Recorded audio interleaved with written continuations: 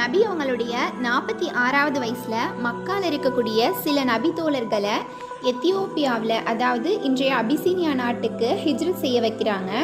நபி அவங்களுடைய 49வது வயசுல குறைஷிகளான அன்றைய மக்கா தலைவர்களால் ரொம்ப துன்பத்துக்கு ஆளாக்குறாங்க. நபி அவங்களுடைய அதே 49வது வயசுல அவங்களுடைய அன்பு மனைவியான கதீஜா ரலியல்லாஹு அன்ஹா அவங்களுடைய மரணம் ஏற்படுது. அதே ஆண்டில் அவங்கள வளர்த்தெடுத்த பெரிய தந்தை அபு தாலிப் அவங்களுடைய மரணமும் ஏற்படுது. இது எல்லாமே நபி அவங்களுடைய நபித்துவத்தோட 10வது ஆண்டில் நடைபெறுது. இந்த ஆண்டு துயர ஆண்டு அப்படின்னு சொல்லப்படுது.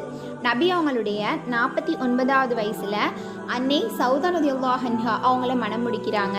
அதே வயசில் ஐஷா ரலியல்லாஹு அன்ஹா அவங்களையும் மனம் முடிக்கிறாங்க.